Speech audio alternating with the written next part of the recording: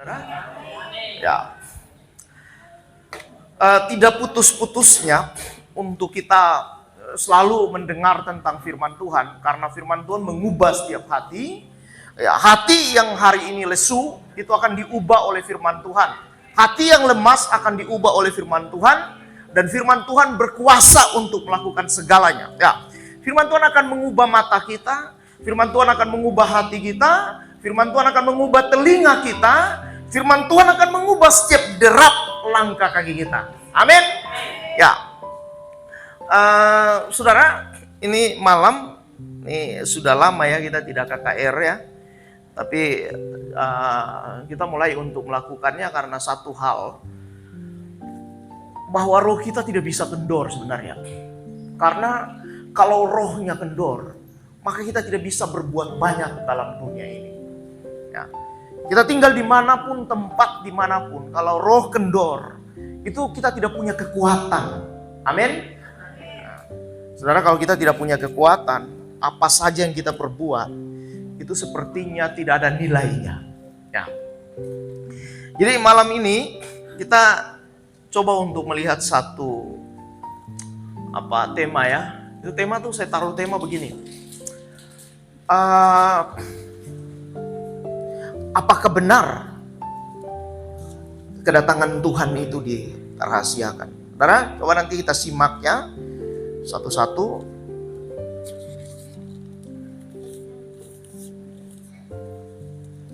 Benarkah kedatangan Tuhan tidak dirahasiakan? Atau orang bilang dirahasiakan ya. Sehingga ini menjadi sebuah perenungan, dan juga banyak orang yang berpikir dalam menanti Tuhan hari-hari ini, sehingga muncul ketakutan, muncul spekulasi pikiran, membahas tentang akhir zaman dan lain sebagainya.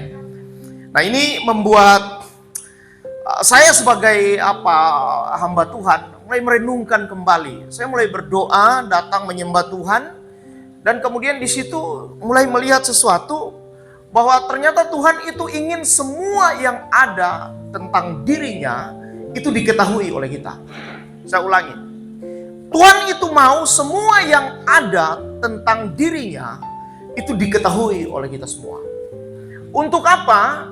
Karena memang Tuhan itu mau memberitahukan semua rahasia kepada kehidupan kita. Setelah lihat ketika Adam dan Hawa ada di Taman Eden, waktu Tuhan menciptakan, Tuhan beritahu semua. Bahkan dalam kehidupan Adam dan Hawa, itu Tuhan mempertunjukkan hidupnya, mempertunjukkan dirinya itu secara audible, bertemu untuk menyampaikan sesuatu kepada mereka. Nah, Tuhan itu baik dalam hidup kita, makanya Dia berikan rohnya buat kita. Untuk apa? Supaya kita hidup. Saudara, ini kalau roh Tuhan diberikan buat kita, maka kita pasti hidup. Nah, benarkah kedatangan Tuhan tidak dirahasiakan? Nanti saya akan bahas mengapa ada rahasia antara manusia dengan Tuhan. Nah, mengapa sampai kita ini berpikir terlalu sulit ya? Kita berpikir ada sesuatu yang terlalu ajaib, yang terlalu rahasia antara kita dengan Tuhan. Sehingga dalam rahasia itu akhirnya kita ini begini, berjuang untuk mendapatkan sesuatu yang rahasia itu menurut kita, sehingga banyak cara kita gunakan. Kita mulai membaca literatur, membaca buku-buku dan semuanya. Untuk apa? Supaya kita cari tahu apakah Tuhan akan datang, atau kapan Tuhan akan datang untuk menjumpai hidup kita. Padahal ini sebenarnya sederhana dan simpel untuk kita pelajari, untuk kita hidupi. Nah, kita baca dulu dalam Markus 7 ayat 24 sampai ayat yang ke-25. Markus 7, coba kita lihat Markus 7.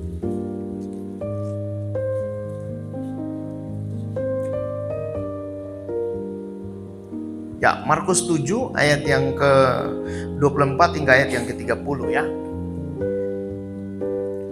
Saya beberapa waktu ini selalu melihat kembali tentang, ini saya ulangi ya, tentang kelahiran kembali, lahir baru. Kenapa? Karena memang kekristenan atau orang percaya itu harus lahir kembali. Kalau tidak lahir kembali, catatan kita, Tuhan punya 3 buku untuk hidup kita. Pertama, Tuhan punya buku yang disebut dengan Alkitab diberikan kepada kita. Supaya apa? Saya dan saudara membaca, merenungkan, kemudian memahaminya. Kemudian Tuhan punya buku yang kedua, yaitu catatan yang disebut dengan Kitab Kehidupan. Nah, Kitab Kehidupan ini untuk mencatat setiap namamu dan nama saya. Dan yang berikut, Tuhan punya agenda tiap hari. Saudara jangan pikir Tuhan gak catat setiap apa yang kita kerjakan. Ya, Tuhan mencatat semua. Makanya kalau Alkitab catat, ketika engkau duduk Tuhan tahu, berdiri Tuhan tahu, makan Tuhan tahu, minum Tuhan tahu. Semua perkara yang kita kerjakan Tuhan tahu. Ada nggak yang Tuhan tidak tahu dalam hidup kita? Halo?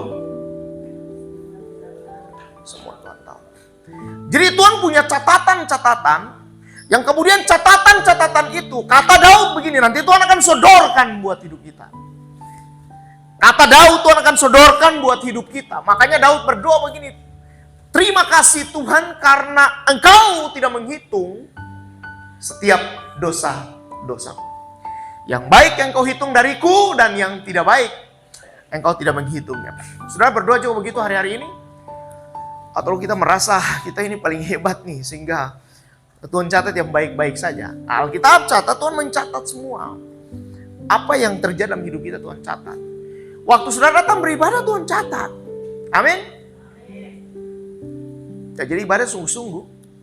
Karena Tuhan catat. Ketika Tuhan catat, Dia mulai lihat dari hidup kita, gerakan tubuh kita, sampai dengan hati kita menyembah Tuhan. Benar gak sungguh-sungguh?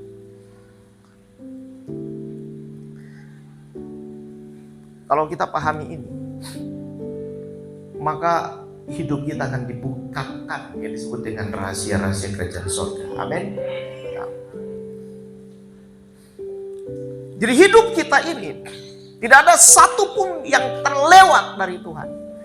Sehingga jangan kita katakan, itu kan Tuhan gak tahu, anak-anak muda biasa itu Tuhan gak tahu. Saya mau beritahu hari ini, Tuhan tahu semua apa yang kita buat dan kita kerjakan.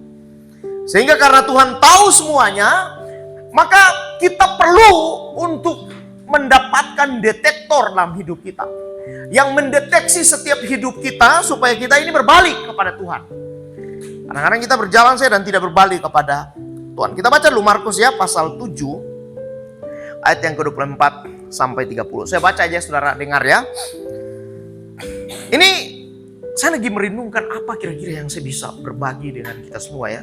Tapi kemudian Tuhan ingatkan kembali tentang ini. Ada satu wanita namanya perempuan Siro-Finisia.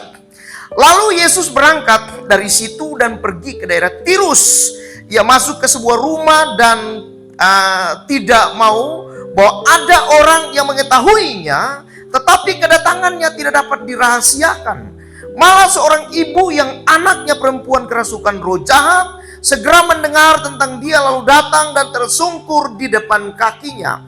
Perempuan itu seorang Yunani bangsa Siro-Finisia. Ia memohon kepada Yesus untuk mengusir setan itu dari anaknya.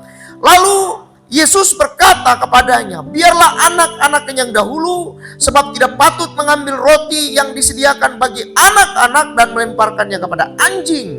Tetapi perempuan itu menjawab, benar Tuhan, tetapi anjing yang di bawah meja juga makan rema-rema yang dijatuhkan anak-anak. Maka kata Yesus kepada perempuan itu, karena kata-katamu itu pergilah sekarang, sebab setan itu sudah keluar dari anakmu. Perempuan itu pulang ke rumahnya, lalu didapatinya anaknya terbaring di tempat tidur, sedang setan itu sudah keluar. Amin.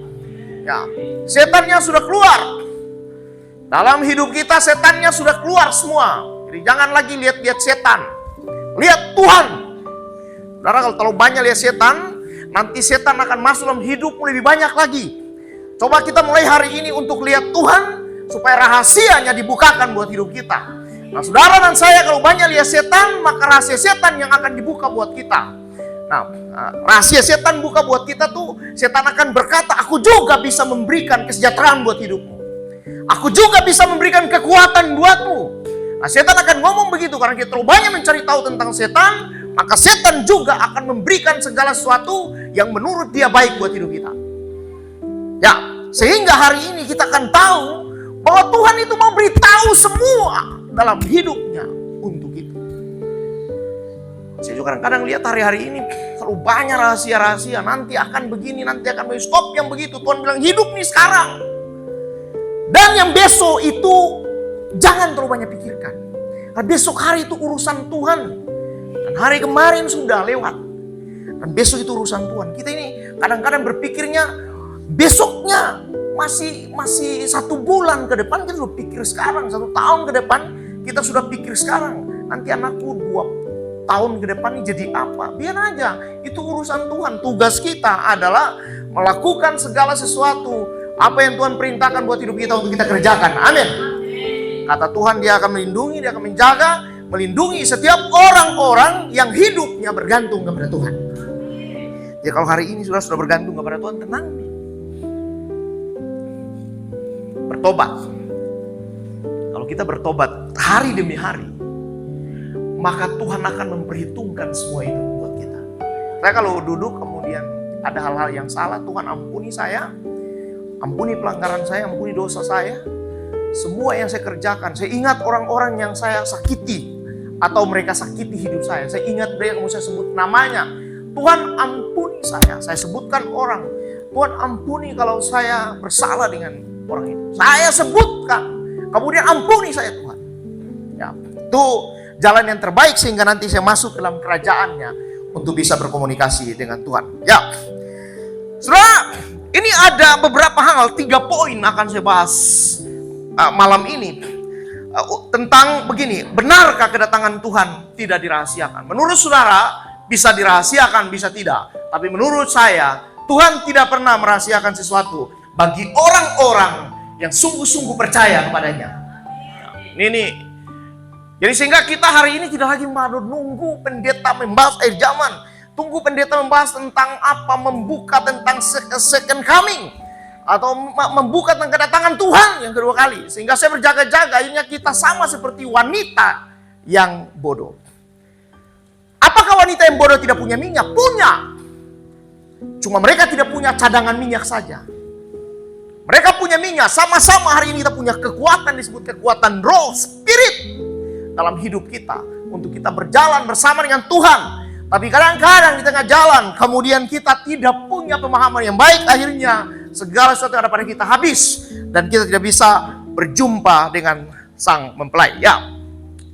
Mengapa ada rahasia antara manusia dengan Tuhan?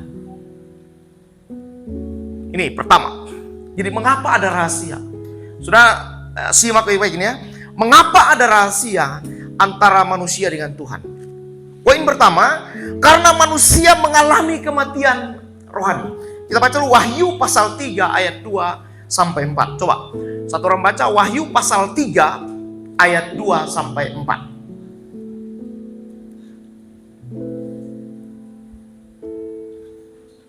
Wahyu pasal 3 ayat 2 sampai 4 nih. Bangunlah dan kuatkanlah apa yang masih tinggal yang sudah hampir mati. Sebab tidak ada satupun dari pekerjaanmu aku dapati sempurna di hadapan Allahku. Lanjut. Karena itu ingatlah bagaimana engkau telah menerima dan mendengarnya. Turutilah itu dan bertobatlah. Karena jika engkau tidak berjaga-jaga, aku akan datang seperti pencuri. Dan engkau tidak tahu pada waktu mana aku tiba-tiba datang kepadamu. Jadi yang pertama begini. Karena manusia mengalami kematian. Jadi saudara yang masih banyak bertanya-tanya tentang kedatangan Tuhan, tentang semua, maka itu kemungkinan besar rohani kita lagi mati. Orang-orang yang punya pengalaman dengan Tuhan, yang masuk dalam hadirat Tuhan, yang tetap berdoa, yang tetap bersyukur kepada Tuhan, merenungkan firman Tuhan, baca firman Tuhan, dia nggak akan tanya banyak tentang ini. Tapi kalau yang tidak pernah baca firman Tuhan, setengah-setengah datang gereja, datang ibadah, kemudian hanya pergi pulang dan selanjutnya itu akan tanya tentang ini. Nanti akan Tuhan datang hukum orang yang berdosa, kemudian nanti saya aja yang terangkat tuh kayaknya. Saya yang akan hadir di second coming itu, saya akan ada. Karena kita kurang merenungkan firman Tuhan. Kita tidak baca firman Tuhan. Alkitab catat begini, coba lihat yang pasal 2, ayat 2, ayat 2. Bangunlah dan kuatkan apa yang masih tinggal. Nah, kematian di sini kematian rohani. Makanya kenapa rohani itu harus mati dulu. Mati dulu. Baru kemudian dilahirkan lagi. Saudara, Alkitab catat begini. Kalau buah itu jatuh, maka dia akan menjadi benih. Setelah jadi benih dia akan tumbuh kembali. Nah, hidup kita harus mati dulu. Secara rohani. Kemudian setelah mati, kita akan tumbuh kembali. Yang disebut dengan kelahiran baru. Jadi orang-orang yang belum mengenal Kristus, dulu saya belum mengenal Kristus, maka hidup saya mati dulu. Mati dari apa? Mati dari kejahatan, mati dari egois, mati dari kesombongan, mati dari semuanya. Kemudian saya akan tumbuh kembali. Saya akan tumbuh kembali menjadi manusia baru. Saya setelah jadi manusia baru, kemudian saya akan mengenal Sang Kristus. Mengenal Tuhanku yang benar itu, saya akan kenal dia. Saya tahu suaranya. Saya tahu siapa dia. Kalau Yesus berkata, aku ini gembala yang baik. Dan tahu suara domba-dombaku. Dan domba-dombaku mengenal suara. Udah bayangkan kalau semua masih rahasia, berarti saudara saya tidak mengenal suaranya dia. Nah, mengapa ada rahasia? Karena manusia mengalami kematian rohani. Adam dan Hawa ketika di Taman Eden, itu mereka hidup berjumpa pribadi dengan Bapa di sorga. Mereka ada di sana dan Tuhan sering datang pagi-pagi buat Adam dan Hawa. Tuhan datang pagi-pagi ya. Alkitab catat begini. Jam berapa itu Tuhan datang? Coba lihat. Kejadian 1, kejadian 2 kalau nggak salah. Coba lihat. 1 apa 2? Jam berapa tuh Tuhan datang jumpa Adam dan Hawa? Yang dapat saya kasih hadiah tuh. Kejadian. Jam berapa Tuhan datang tuh? Coba lihat. Jam berapa? Hah? Alkitab catat begini, Tuhan itu datang pagi-pagi. Kemudian melangkahkan kaki di Taman Eden. Jadi waktu dia melangkahkan kaki di Taman Eden, yang dia cari siapa? Dia nggak cari anjing. Dia nggak cari ayam. Yang dia cari siapa? Dia cari siapa? Adam. Dia mau cari Adam. Kapan itu dia cari Adam? Karena memang Adam itulah manusia roh. Manusia roh yang diberikan Tuhan kepada hidupnya. Waktu dia Taman Eden, dia adalah manusia roh yang dikasih daging. Waktu dia keluar dari Taman Eden, dia adalah manusia daging yang dikasih roh. Ya, jadi terbalik ya. Kalau dia di Taman Eden, dia adalah manusia roh yang ditaruh daging. Karena begini, Tuhan itu kasih embuskan rohnya kepada. Setelah dia keluar dari Taman Eden, dia mati rohnya. Sekarang dia jadi manusia daging. Kemudian untuk dia hidup, Tuhan kasih roh buat dia supaya dia hidup. Nah, kalau dia hidup, mulai hidup. Dan di situ mulai terjadi kejatuhan yang luar biasa. Nah, jadi Tuhan waktu di Taman Eden datang cari siapa? Tuhan gak datang cari uang kita. Tuhan gak datang cari pelayanan kita. Yang Tuhan datang cari pribadi kita. Amin. Dan Tuhan akan bertanya, di manakah engkau? Saya tadi lagi mencuri Tuhan. Saya lagi tadi membunuh. Saya lagi tadi berdusta. Saya lagi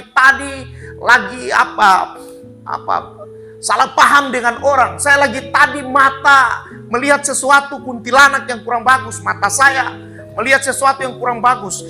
Saya lagi melihat itu. Dan itu Tuhan datang, di manakah engkau? Saya lagi bersembunyi. Sebab saya bersalah di hadapan Tuhan. Kenapa bersalah di hadapan Tuhan? Karena rohnya mulai mati. Jadi kalau roh mulai mati, Tuhan datang tanya itu. Dan saya tanya itu apa yang terjadi? Segala kutukan akan terjadi dalam hidup kita. Nah, kalau sudah terjadi kutukan dalam hidup kita, Tuhan tidak akan berjumpa lagi dengan hidup kita. Maka jalan satu-satunya harus apa? Harus dilahirkan kembali. Sudah hampir 3 bulan ini Tuhan ingatkan saya itu semua, kepada anak-anak muda, kepada kita semua, baik orang tua-tua, oma-oma, siapa saja yang belum lahir kembali harus lahir kembali. Harus. Diharuskan. Karena apa? Menyangkut dengan kerajaan sorga. Ya, manusia mengalami kematian. Wahyu pasal 3 berkata, bangunlah dan kuatkanlah apa yang masih tinggal, yang sudah hampir mati. Saudara-saudara kadang-kadang berpikir kita orang-orang percaya yang sudah ke gereja, oke. Kita yang sudah berdoa, oke. Tetapi kemudian kita tidak tahu koreksi hidup kita, bahwa sesungguhnya kita ini hampir mati. Sebab tidak satu pun dari pekerjaanmu aku dapati sempurna. Nah, Tuhan butuh penyembah-penyembah dalam roh dan kebenaran yang benar-benar menyembah Tuhan. Nah, saat ini kadang-kadang gereja tuh kering. Itu tuh kering rata-rata. Karena apa? Kita sudah tidak punya spirit yang kuat. Spirit yang membuat kita menangis, bukan menangis karena masalah. Spirit yang membuat hati kita hancur. Hancur bukan karena masalah. Spirit yang membuat hidup kita ini sepertinya ada sesuatu yang membuat kita sampai berseru kepada Tuhan dan berkata, Tuhan, aku rindu kepadamu. Itu kadang-kadang hilang buat hidup kita. Jadi kita nyanyi juga, kadang-kadang nyanyi yang penting gereja. Nyanyi, kerja buat Tuhan. Yang penting jalan aja. Jadi kita mulai lihat hidup kita, koreksi kembali. Karena pelayanan itu Tuhan gak terlalu hitung pelayanan. Sorry ya, pelayanan itu Tuhan gak terlalu hitung. Gereja itu Tuhan gak terlalu hitung. Yang Tuhan hitung itulah hati kita yang sungguh-sungguh dengan Tuhan. Ya Tuhan hitung. Kalau rohani mati, apa saja bisa kita buat yang tidak berkenan di hadapan Tuhan. Nih, kalau Tuhan ingatkan, bangun dan kuatkan apa yang masih tinggal. Apa yang masih tinggal di hidup saudara sekarang? Yang masih tinggal apa? Masih tinggal, Tuhan saya masih tinggal ini. Saya ini baca Alkitab masih ada tinggal 5 menit. Saya berdoa, Tuhan tinggal juga 5 menit. Yang masih tinggal itu dibangkitkan kembali lagi. Tuhan, saya biasa yang lalu sering untuk melakukan kasih kepada banyak orang, tapi sekarang mulai menurun. Masih tinggal, lakukan lagi. Apalagi Tuhan, saya dulu mengasihi orang sungguh-sungguh, sekarang tinggal 5%. Masih tinggal, bangun kembali itu. Supaya Tuhan dapati pekerjaan kita itu sempurna di hadapan Tuhan. Lanjut ayat 3 coba, Wahyu. Karena itu ingatlah bagaimana engkau telah menerima dan mendengarnya. Turutilah itu, bertobatlah. Karena jika engkau tidak bertobat, tidak berjaga-jaga, aku akan datang seperti pencuri. Jadi kalau rohani kita mati, maka Tuhan itu akan datang seperti pencuri dalam hidup kita. Dia nggak akan buka rahasianya buat kita. Masalahnya bayangkan saudara, rohani sudah mati, Tuhan itu akan datang seperti seorang pencuri yang datang buat hidup kita. Kan kita nggak mau itu. Kita tidak mau bahwa Tuhan datang kepada hidup kita seperti seorang pencuri, kita nggak mau. Yang kita mau adalah Tuhan datang kepada kita, dan seperti yang kita lihat, apa yang dia nyatakan terus terang. Bayangkan kalau Tuhan bilang begini, Tuhan, aduh saya lagi berdoa ini buat anakku, atau buat saudaraku supaya dia sembuh. Tuhan bilang itu rahasia. Tuhan, masa depan anakku itu rahasia. Saudara kira-kira jadi apa itu? Tuhan, bagaimana dengan pekerjaanku itu rahasia. Namanya semua rahasia. Tuhan tuh mau terus terang buat hidup kita. Dia mau menyatakan apa yang terbaik buat kita. Anakku belajar lagi. Ya kalau kadang-kadang Tuhan ingatkan saya, masuk lebih dalam lagi, berdoa lagi, sungguh-sungguh lagi, banyak memberkati lagi. Ya, doakan itu enak kan? Tuhan bilang begini, banyak memberkati lagi. Tuhan, ada kurang ini. Dan Tuhan bilang tambah lagi berkati. Supaya lebih tambah lagi kamu, berkati lagi.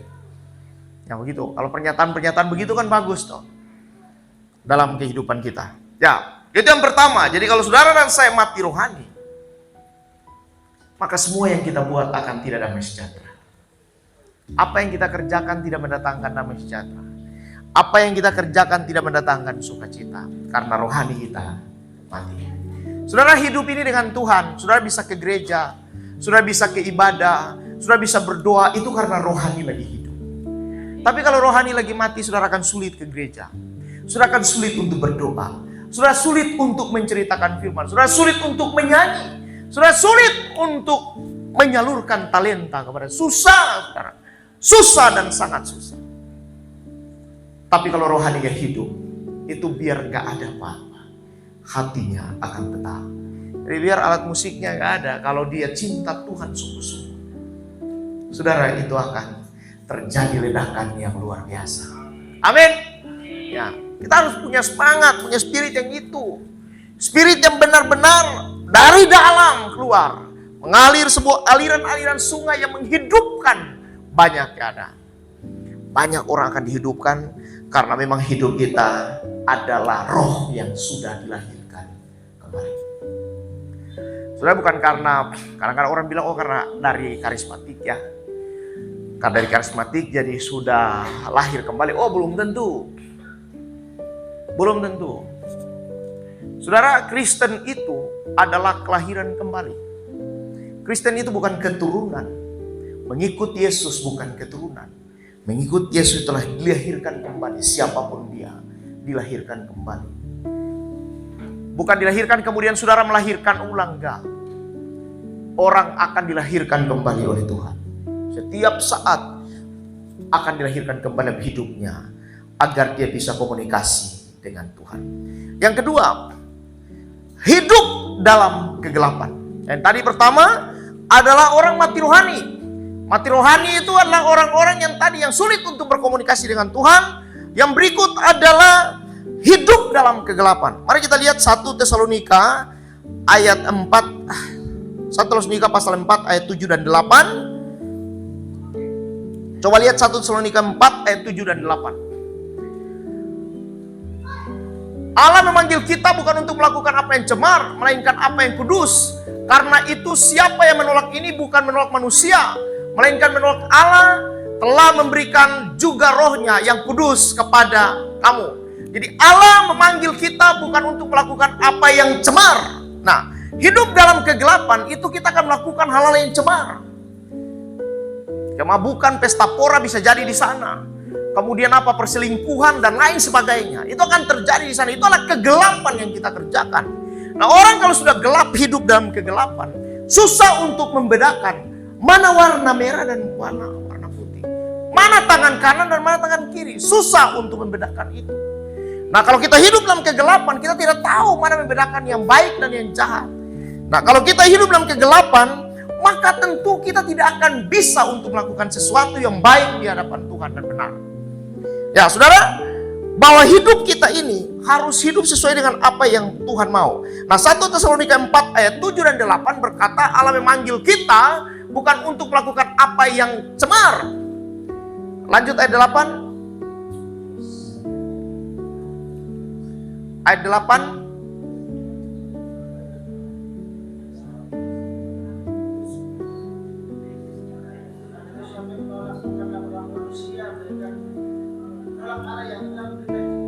Juga roh yang kudus kepadanya. Jadi kalau kita ini kemudian dalam kehidupan kita tidak mengenal Tuhan dengan benar dalam keadaan apapun, maka kita kalau hidup dalam kegelapan, kita tidak akan bisa untuk melihat sesuatu apa yang Tuhan kerjakan buat hidup kita. Nah, kita akan menjadi orang yang begini, kita akan menjadi orang yang terdapat rahasia-rahasia Tuhan yang kita tidak bisa dapatkan dalam kehidupan kita karena kita hidup dalam kegelapan. Jadi yang pertama tadi adalah karena kita hidup kehidupan kita mengalami kematian rohani. Yang kedua, kehidupan kita ini hidup dalam kegelapan. Kadang-kadang orang yang Kristen yang sudah percaya kepada Tuhan, sudah bertobat tapi kemudian hidup kembali dalam kegelapan. Banyak sekali. Makanya Tuhan ingatkan kembali tentang hidup manusia baru kita. Hidup manusia baru kita harus kembali kepada Tuhan supaya kita hidup bukan lagi dalam kegelapan, tapi kita hidup dalam terang. Kalau Kitab catat, kamu adalah terang dunia. Kamu adalah terang dunia. Jadi kamu bukan kegelapan. Karena kalau kamu kegelapan, maka kegelapan itu akan menutupi hidupmu dan kamu tidak akan melihat rahasia kerajaan dalam kehidupanmu. dalam kegelapan itu tidak bisa dibukakan rahasia. Ini kegelapan bukan karena orang buta ya. Orang buta itu dia masih tahu sesuatu. Walaupun dia tidak melihat apapun. Tapi kadang-kadang hatinya itu bisa terang. Mata walaupun tidak melihat, tapi hatinya itu masih terang. Masih bisa dia menyembah Tuhan, masih bisa datang kepada Tuhan, masih bisa berdoa, masih punya kerinduan. Tetapi ini yang dimaksud adalah hidup dalam kegelapan. Semuanya sudah tidak bisa lagi dalam hidupnya. Untuk datang kepada Tuhan sulit. Saudara yang sudah lahir baru, saudara yang percaya kepada Tuhan sungguh-sungguh, tapi ada waktu tertentu. Ada nggak saudara sulit datang kepada Tuhan? Ada ya? Kesulitan untuk berdoa, kesulitan untuk datang kepada Tuhan. Nah di situ Tuhan ingatkan kembali buat hidup kita. Bahwa sesungguhnya kalau kita hidup dalam kegelapan, maka kita tidak akan diberitahu tentang rahasia kerajaan. Yang ketiga, memuliakan Tuhan hanya dengan bibir. Nah yang tadi yang pertama, karena manusia mengalami kematian rohani. Yang kedua, hidup dalam kegelapan. Yang ketiga, memuliakan Tuhan hanya dengan bibir. Lihat Markus pasal 7 ayat 6. Markus 7 ayat yang ke-6.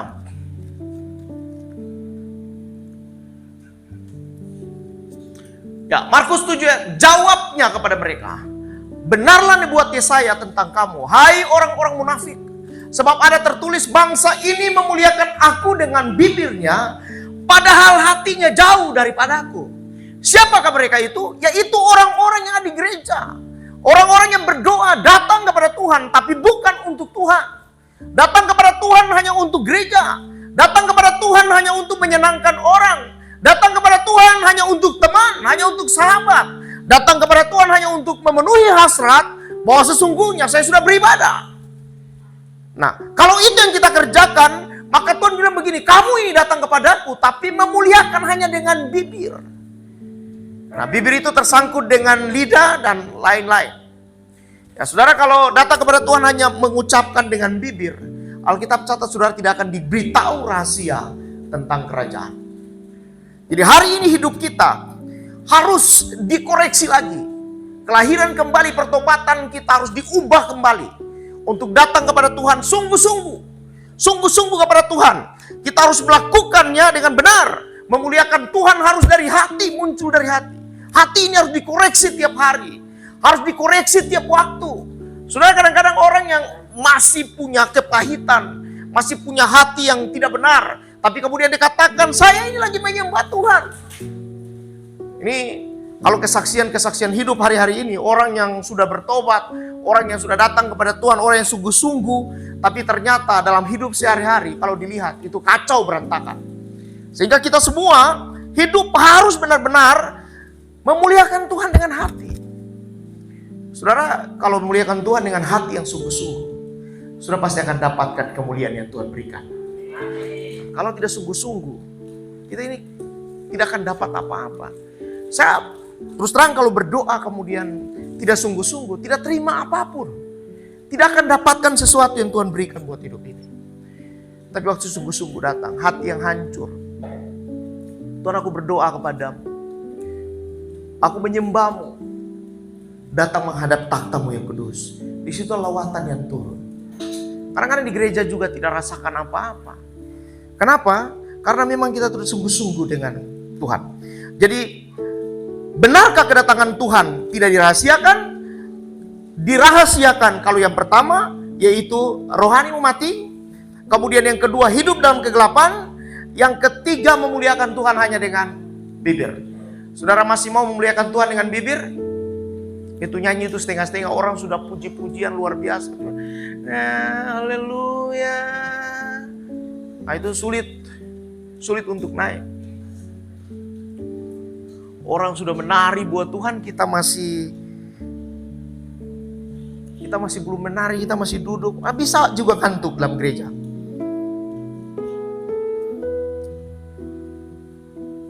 Ya, tadi 3 hal penting. Bahwa kalau rohani kita mati, kalau kita hidup dalam kegelapan, kalau kita muliakan Tuhan hanya dengan bibir, maka apa yang terjadi? Rahasia itu akan tertutup buat kita. Saudara masih ada di sini yang menanti-nanti dengan ketakutan, menanti-nanti dengan ketakutan, menanti-nanti dengan kegelisahan, atau saudara dan saya sudah menanti-nanti dengan sungguh-sungguh, Tuhan, hari ini saya ada bersama denganmu juga, siap? Besok saya ada bersamamu juga, siap? Kapan saja saya ada bersama denganmu, siap? Atau kita masih penuh kegelisahan dalam hidup, masih bertanya-tanya, seperti apa ini? Tuhan datang kalau bukan second coming, maka Tuhan datang itu, saudara umur masih muda bisa Tuhan datang menjemput hidup. Bisa. Sudah ada yang sudah tua, Tuhan datang menjemput hidupmu juga bisa. Terserah Tuhan. Ya, tadi kita lihat adalah mengapa ada rahasia antara manusia dengan Tuhan. Sekarang bagaimana supaya tidak ada rahasia antara saya dengan Tuhan, antara saudara dengan Tuhan. Tadi pertama ada rahasia. Kenapa ada rahasia? Karena ada 3 poin. Yang pertama yaitu karena kita mengalami kematian rohani. Yang kedua karena hidup dalam kegelapan. Yang ketiga karena kita muliakan Tuhan hanya dengan bibir.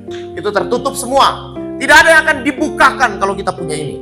Tapi kalau kita punya yang ketiga ini yang berikut. Bagaimana supaya tidak ada rahasia antara saya dan saudara dengan Tuhan? Yang pertama.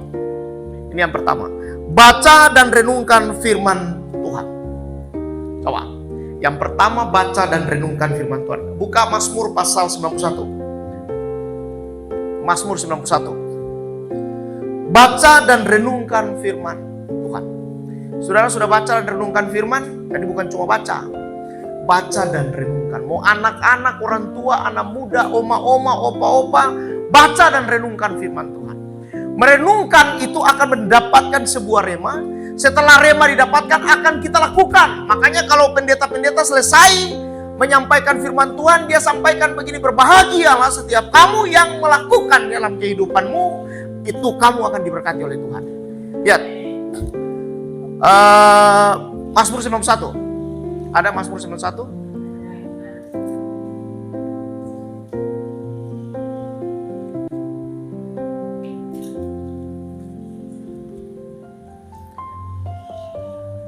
Ya, Mazmur 91. Ya. Aku berkata kepadamu.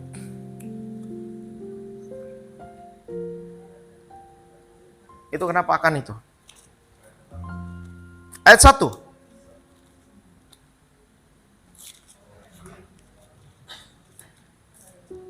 Ya. Mazmur 91 berkata begini. Orang yang duduk dalam lindungan yang maha tinggi dan bermalam dalam naungan yang maha kuasa. Lanjut. Akan berkata kepada Tuhan tempat perlindunganku dan tubuh pertahananku dan kubu pertahananku, Allahku yang kupercaya. Ya. Yang pertama, bagaimana supaya tidak ada rahasia antara saya dengan Tuhan? Yang pertama tuh baca dan renungkan firman Tuhan. Saya bawa ayatnya Mazmur pasal 91 yang berkata, orang yang duduk dalam lindungan yang maha tinggi. Jadi kalau sudah duduk dalam lindungan yang maha tinggi, apa yang dilakukan itu? Saudara pasti ambil Alkitab, baca dan renungkan. Kalau sudah baca Alkitab dan renungkan, Alkitab catat begini. Kalau orang yang renungkan firman Tuhan, itu akan dapat rema. Dan dia akan bermalam dengan Tuhan. Karena begini, kalau sudah baca dan dapat itu, dapat feel-nya, atau dapat sesuatu yang terjadi dalam hidup, maka saudara tidak akan puas itu. Saudara akan duduk berjam-jam bersama dengan Tuhan dalam firman Tuhan itu. Saya ketika baca 1-2 ayat, 1-2 pasal, kemudian dapat itu saya bisa duduk lama itu. Bersama dengan Tuhan. Duduk dan terus duduk merenungkan itu. Merenungkan Taurat Tuhan, merenungkan apa yang saya baca, apa yang Tuhan kasih kepada saya, itu saya renungkan. Dan apa yang terjadi kalau kita renungkan firman Tuhan, Tuhan akan bicara lewat telinga kita. Tuhan akan bicara lewat mata kita. Tuhan akan bicara lewat hati kita. Tuhan akan bicara lewat langkah hidup kita. Waktu di luar Tuhan akan bicara kepada kita. Di jalan Tuhan akan bicara. Semua Tuhan akan bicara. Apa yang dibicarakan oleh Tuhan terhadap hidup kita, itu memberitahukan bahwa kamu adalah orang-orang yang diberkati oleh Tuhan. Kalau kita mulai ada merenungkan firman Tuhan. Saya pernah bersaksi sekali ketika saya baca firman dan ternyata firman itu bicara dari dalam. sementara baca begini tiba-tiba itu bicara. Dan waktu dia bicara, saya bisa menangis berjam-jam hanya menghadap Alkitab karena Tuhan bicara lewat firman-Nya. Jadi kalau kita duduk dalam lindungan Yang Maha Kuasa, baca renungkan firman Tuhan, kita kadang-kadang kan sudah capek itu ya. Ada yang sudah capek baca Alkitab? Kalau kerja yang menghasilkan uang tidak capek ya. Tapi kalau Alkitab kita baca kayaknya capek tuh. Padahal itu sumber kehidupan. Firman itu sumber kehidupan. Tapi kadang kita malas untuk baca. Saudara percayalah, pulang dan buktikan. Saudara baca kembali firman Tuhan. Saudara akan terima kekuatan. Saudara akan terima kebahagiaan. Saudara akan terima damai sejahtera. Kalau baca dan renungkan firman Tuhan. Nah, orang yang duduk dalam lindungan Yang Maha Tinggi dan bermalam dalam naungan Yang Maha Kuasa, Alkitab catat, lanjut, pasal 2. Ayat 2. Akan berkata kepada Tuhan, tempat perlindunganku dan tubuh pertahananku, Allahku yang kupercaya. Jadi kalau kita renungkan firman Tuhan, maka kita akan berkata kepada Tuhan, Engkau tempat perlindunganku. Jadi ketika ada masalah yang datang, Tuhan tempat perlindunganku. Ada apa saja yang datang dalam hidup kita, Tuhan tempat perlindunganku. Hari ini saya belum punya apa-apa, Tuhan tempat perlindunganku. Tuhan kubu pertahananku. Ketika ada musuh menyerang, Tuhan kubu pertahananku. Apa saja yang kita kerjakan akan dibuat berhasil oleh Tuhan.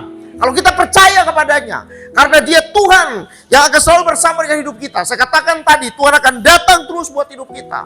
Ketika kita duduk, Tuhan tahu. Kita berdiri, Tuhan tahu. Ada masalah di hidup kita, Tuhan tahu. Karena kita berseru, Tuhan mengapa terjadi dalam hidup saya? Alkitab catat, Tuhan tahu semuanya. Kadang-kadang kita berkata kayak Tuhan pura-pura tidak tahu masalah saya. Tuhan tahu masalahmu. Tapi Tuhan ingin menguji hidup kita. Apa kita ini sungguh-sungguh dengan Tuhan atau tidak?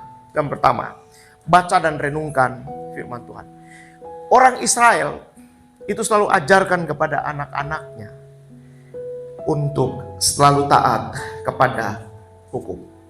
Nah, kita semua juga harus belajar tentang firman Tuhan agar supaya kita mengikuti apa yang Tuhan mau. Yang kedua, terimalah kuasa Roh Kudus. Satu yang tadi adalah baca dan renungkan firman Tuhan. Yang kedua, terima kuasa Roh Kudus.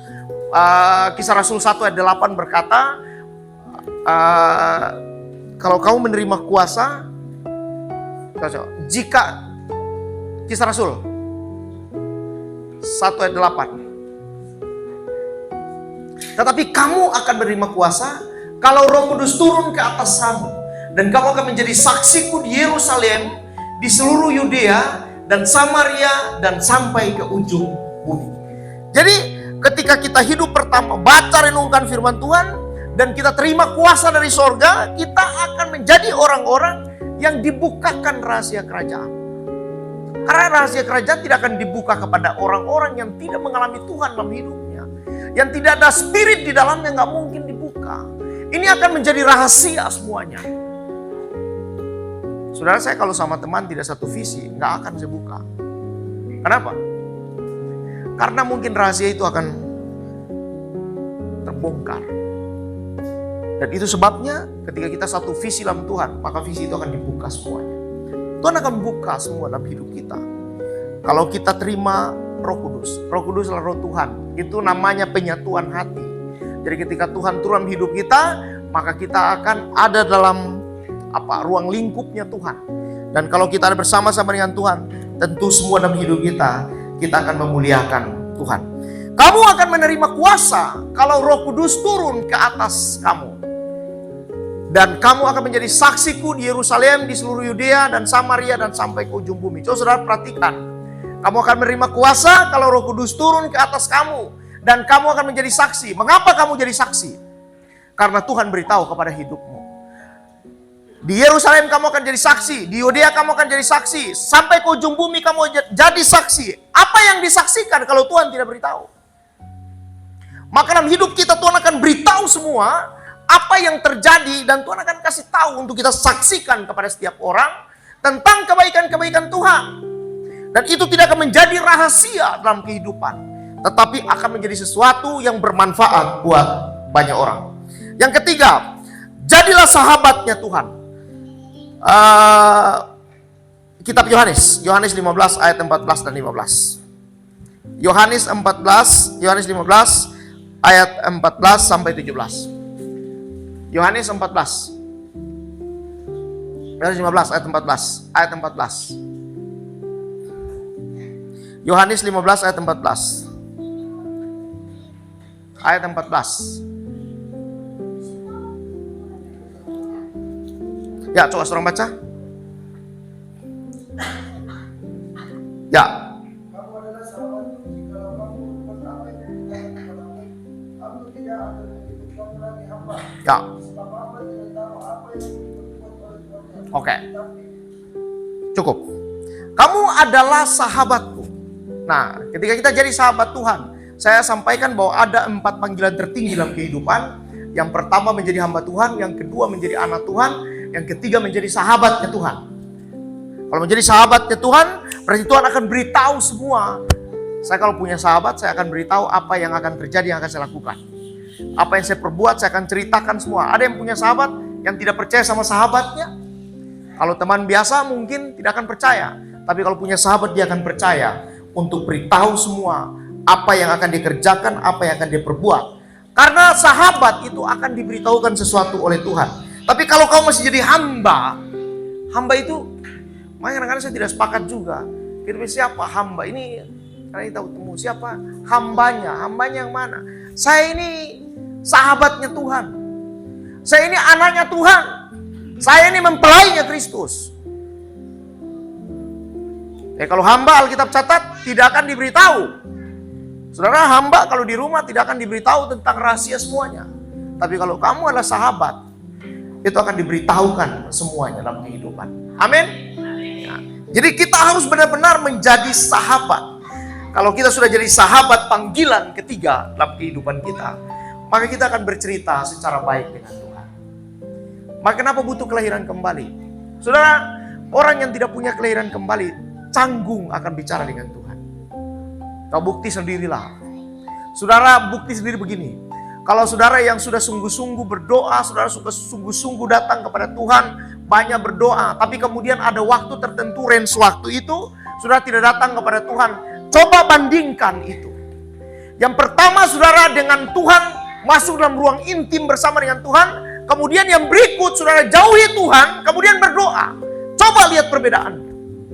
Yang pertama, kalau saudara sungguh-sungguh dengan Tuhan akan berdoa begini, seperti Bapa berbicara kepada anaknya. Tetapi kalau saya dalam jangka waktu yang lama, saudara dan saya tidak punya hubungan dengan Tuhan, maka cara kita untuk bicara kepada Tuhan itu beda. Kenapa beda? Karena kita yang berikut akan bicara dengan cara yang canggung kepada Tuhan. Saudara perhatikan orang-orang yang belum mengalami Tuhan berdoa, Bapa di sorga, dikuduskanlah namamu. Itu canggung tuh doanya. Tapi coba anak-anak yang mengalami Tuhan doanya. Bapak, hari ini saya lagi alami masalah berat ini. Tolong saya. Itu cara orang yang mengalami Tuhan berdoa. Bapak, hari ini saya dalam pekerjaan ada masalah. Tolong saya. Beda ya? Ya Bapa yang bertakhta di dalam kerajaan surga, Engkaulah Tuhan yang empunya langit dan bumi. Aduh, terlalu jauh. Bayangkan saudara dua pribadi duduk sendiri dengan Tuhan, kemudian ngomongnya begitu. Engkau Tuhan yang besar, besar sekali. Itu susah. Tapi kalau seandainya kita ini anak Tuhan, kita akan berkata dengan cara tersenyum, Tuhan, Engkau baik dalam hidup ini. Aku bersyukur karena Engkau selalu menjaga hidupku. Saya punya masalah, tapi saya tahu Bapa menyelesaikannya. Itu kalau orang yang dalam Tuhan, yang sungguh-sungguh. Jadi jadilah sahabatnya Tuhan. Saudara, kalau jadi sahabat berarti jalan bersama.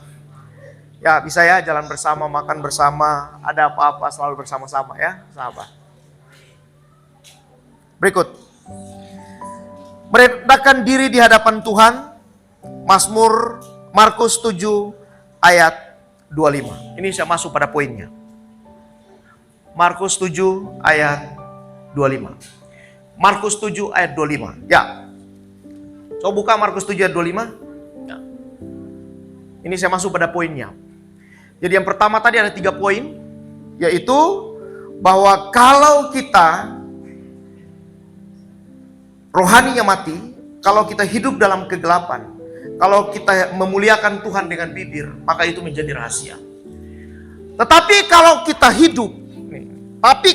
hidup bersama dengan Tuhan dan hidup kita seperti wanita ini, malah seorang ibu yang anaknya perempuan kerasukan roh jahat segera mendengar tentang dia, lalu datang dan tersungkur di depan kakinya. Yang pertama, saya baca dulu ayat yang pertama ya, 24. Ayat yang ke-24.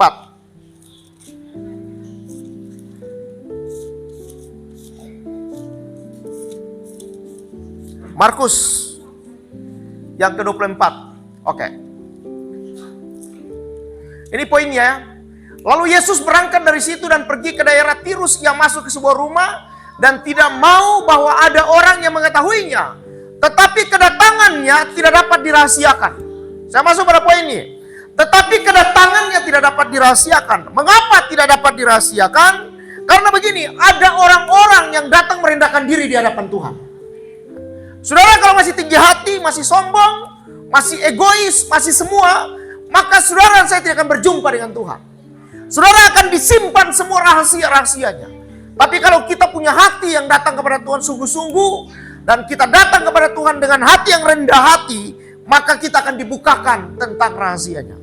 Ya, jadi ada seorang perempuan yang berada atau berasal dari Sirofenesia, kemudian berjumpa dengan Yesus. Yesus masuk di kota Tirus. Saya sudah jelaskan Tirus itu adalah kota di mana Tuhan sudah menjadi kutuk sebenarnya, karena ini bisa disamakan dengan iblis sebenarnya ini.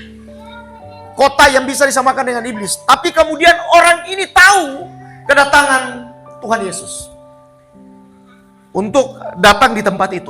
Jangan-jangan saudara-saudara orang percaya kemudian tidak tahu ini. Orang yang tidak mengenal Tuhan ini, Alkitab ini tergenap ini, saya takut nih. Ada orang-orang yang langkah pertamanya sudah berjalan, tapi kemudian yang langkah orang memulai dengan langkah yang pertama, tapi ternyata diakhiri dengan langkah yang tidak baik. Dan ternyata ada orang-orang yang terdahulu, yang lalu itu kemudian dipanggil kembali dan dia menjadi yang pertama. Ini jangan sampai ini terjadi dalam hidup kita. Nah, kedatangan yang diketahui hari-hari ini kita orang-orang percaya, tapi tertutup rahasianya. Tapi ini Alkitab catat bahwa perempuan atau wanita Sirofenesia ini tahu tentang kedatangan Tuhan. Dia tahu tuh bahwa Tuhan sudah datang. Alkitab catat begini. Lalu Yesus berangkat dari situ dan pergi ke daerah Tirus. Ia masuk ke sebuah rumah dan tidak mau bahwa ada orang yang mengetahuinya. Tetapi kedatangannya tidak dapat dirahasiakan. Malah seorang ibu yang anak perempuannya kerasukan roh jahat segera mendengar tentang dia, lalu datang tersungkur di depan kakinya. Saudara saya, apakah hari-hari ini kita masih punya hati merendahkan diri kepada Tuhan? Jangan-jangan kita ibadah saja tidak punya hati yang merendahkan diri kepada Tuhan. Kita ibadah saja bukan sungguh-sungguh lagi, tapi kita ibadah dengan cara-cara kita dalam kehidupan. Sehingga Tuhan tidak bisa melihat sesuatu yang baik dalam hidup kita. Kita seperti orang yang dikatakan bahwa orang Farisi yang berdoa dikatakan dengan memuliakan Tuhan dengan bibirnya, tapi sebenarnya hati mereka jauh dari Tuhan. Nah, kalau hati sudah jauh dari Tuhan, lebih baik jangan. Karena yang begini akan menyangkut dengan kehidupan kita dan membuat Tuhan tidak senangkan dalam kehidupan kita. Ya.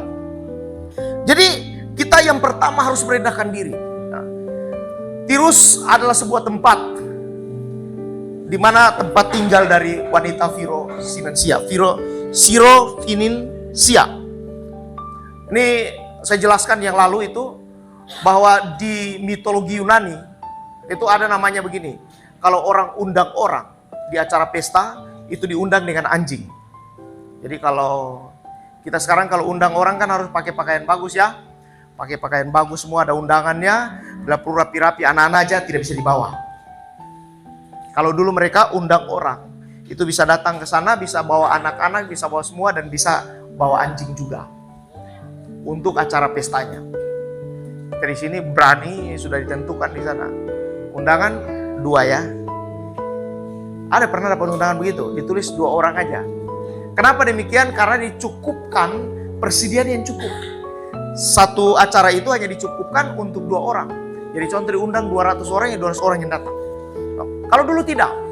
Jadi disiapkan semua sebanyak-banyaknya, kemudian semuanya diundang. Anak-anaknya diundang, orang semua diundang. Bahkan termasuk anjingnya juga diundang. Nah, untuk apa dia undang ke sana? Supaya makanan yang jatuh atau makanan sisa itu bisa dikasih langsung kepada anjing. Nah, jadi kadang-kadang orang menerjemahkan begini, bahwa Tuhan menyatakan si perempuan itu anjing. Tidak. Bukan Tuhan menyatakan dia itu anjing, bukan. Ketika Tuhan berkata begini, karena itu budayanya itu diketahui. Dia tahu budayanya. Dia tahu budayanya. Jadi ketika Tuhan berkata begini kepada dia, roti itu harus diberikan kepada anak-anak dan bukan diberikan kepada anjing. Jadi itu mitologinya mereka dulu. Jadi sudah begitu. Jadi maksudnya kalau roti jatuh dari rema-rema jatuh dari meja, itu dikasihnya kepada anjing. Nah, sekarang ketika kepada wanita ini Tuhan bilang begini, roti itu harus dikasih kepada anak-anak. Setelah anak-anak puas makan, rema-rema yang jatuh itu akan diberikan kepada anjing. Nah, kalau seandainya bahasa itu turun kepada kita, kira-kira apa tanggapan saya dan saudara? Tanggapan kita apa? Kalau dikatakan bahwa kamu itu seperti anjing, tanggapan kita apa? Ini sudah datang merendahkan diri, kemudian orang menyatakan begitu. Kita ini bisa marah. Tapi wanita ini tidak marah. Wanita ini datang kepada Tuhan, tersungkur di bawah kaki Yesus, dan berkata begini, anjing juga makan dari rema-rema yang jatuh dari meja tuannya. Artinya menganggap begini, sudahlah, kalau memang kesembuhan itu untuk semua orang-orang Israel, tidak masalah. Kalau kesembuhan itu untuk orang-orang di sekitar, tidak masalah. Tapi kalaupun mereka sudah mendapatkan sisa dari apa yang mereka dapatkan, biar untuk saya juga tidak apa-apa. Dan itu iman yang bagus, iman yang sempurna, kekuatan yang sempurna, bisa membuat mujizat dalam kehidupan. Nah, kita juga harus melakukan ini dalam hidup ini. Kadang-kadang kita ini cepat sekali tersinggung dalam hidup. Orang bicara apa, kita ini tersinggung. Orang ngomong di sana, kita di sini mendengar yang lain. Sudah pernah mendengar begitu? 2 orang berbisik, tapi kemudian saudara yang tersinggung. Pernah ya? Ini saya lagi berbisik dengan orang lain, ternyata yang di sebelahnya tersinggung. Padahal orang lagi bicara orang lain, tapi kemudian kita tersinggung. Kenapa? Karena memang hati kita sudah pahit. Hati kita sudah tidak mengikuti firman Tuhan lagi. Tapi kalau saudara baca firman Tuhan, renungkan firman Tuhan, saudara rohaninya hidup dalam terang, maka hati kita tidak akan seperti itu. Hati kita akan melihat yang terang. Walaupun orang bicara tentang hidup kita, dia itu begini, cuek amat, pusing. Itu urusannya dia. Kamu mau ngomong apa, mau 100 kali kamu ngomong sama saya, aman misalnya hidup saya. Itu kalau orang yang hidup dalam terang, atau hidupnya memuliakan Tuhan dengan sungguh-sungguh. Tapi kalau yang tidak memuliakan Tuhan yang sungguh-sungguh, gak usah dikasih apa, pasti itu orang punya masalah ikut campur di dalamnya. Ada kita di sini yang masalah orang ikut campur di dalamnya. Itu pasti yang pertama, hidup dalam kegelapan. Kalau suka campur urusan orang, itu hidupnya dalam kegelapan. Dan memuliakan Tuhan tidak sungguh-sungguh dalam hidupnya. Ya, merendahkan diri itu penting di hadapan Tuhan. Untuk apa? Supaya kita ini dapat respon dari sorga. Karena kadang-kadang kita tidak dapat respon dari sorga karena kita tidak sungguh-sungguh datang kepadanya dengan kerendahan hati. Yang terakhir, permohonan kepada Tuhan. Nah, permohonan kepada Tuhan Markus 7 ayat 25 itu ada sebuah permohonan ini. Malah seorang ibu yang anaknya perempuan kerasukan segera mendekat tentang dia, lalu datang dan tersungkur di depan kakinya. Lanjut, pasal 26. Ayat 26. Perempuan itu seorang Yunani, bangsa Sirofinius. Ia mohon kepada Yesus untuk mengusir setan. Alkitab catat, roh sudah kuberikan kepadamu, tetapi kamu belum meminta kepadaku. Jadi saudara, dalam hidup ini kadang-kadang kita bermohon itu penting. Alkitab catat Mintalah maka akan diberikan kepadamu, cari maka kamu akan mendapat, ketok maka pintu akan dibukakan bagimu. Nah, kalau saudara yang saya belum lahir kembali, susah untuk meminta, susah untuk mengetok pintu, susah untuk datang kepada Tuhan. Makanya perlu untuk kelahiran kembali, karena nanti kita datang kepada Tuhan, kita akan bisa untuk bermohon. Permohonan kita kepada Tuhan itu akan oke, karena kita hidup dalam Tuhan. Kita hidup dalam pertobatan dan kita hidup bersama dengan apa yang Tuhan inginkan dalam kehidupan kita. Nah, ini yang terakhir ya. Jadi kalau kita bermohon kepada Tuhan, Alkitab catat, maka akan terjadi mujizat dalam hidup kita. Yang penting pertama adalah harus hidup sesuai dengan apa yang Tuhan mau. Jadi rahasia Tuhan mulai dibuka dalam hidup kita. Nah, yang ini 3 poin saya tutup dengan ini. Dampak dari apa yang kita lakukan. Dampak dari apa yang kita lakukan. Dampaknya begini. 1 Korintus pasal 2 ayat 9 sampai 16. Coba lihat. 1 Korintus pasal 2 ayat 9 sampai 16. Buka 1 Korintus pasal 2. Ini. Tetapi seperti ada tertulis, apa yang tidak pernah dilihat oleh mata dan tidak pernah didengar oleh telinga dan yang tidak pernah timbul dalam hati manusia, semua yang disediakan Allah untuk mereka yang mengasihi Dia. Terus.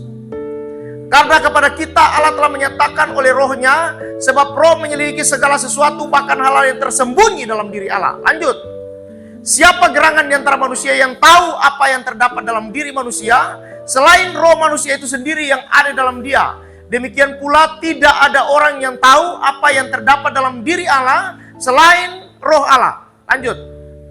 Kita tidak menerima roh dunia, tetapi roh yang berasal dari Allah, supaya kita tahu apa yang dikaruniakan Allah kepada kita. Dan karena kami menafsirkan hal rohani kepada mereka yang mempunyai roh, kami berkata-kata tentang karunia-karunia Allah dengan perkataan-perkataan bukan diajarkan kepada kami oleh hikmat manusia, tetapi oleh roh. Ayat terakhir. Tetapi manusia duniawi tidak menerima apa yang berasal dari roh Allah, karena hal itu baginya adalah suatu kebodohan, dan ia tidak dapat memahaminya, sebab hal itu hanya dapat dinilai secara rohani. Satu lagi. Tetapi manusia rohani menilai segala sesuatu, tetapi ia sendiri tidak dinilai oleh orang. Jadi kalau kita hidup terus dalam Tuhan, dan kita baca renungkan firman Tuhan, terima kuasa Roh Kudus, jadi sahabatnya Tuhan, merendahkan diri kepada Tuhan, bermohon kepada Tuhan, maka dampak yang kita dapat adalah begini. Kita akan bisa untuk membuka setiap rahasia yang Tuhan singkapkan dalam hidup kita. Karena kita punya manusia rohani, manusia roh yang dihidupkan kembali.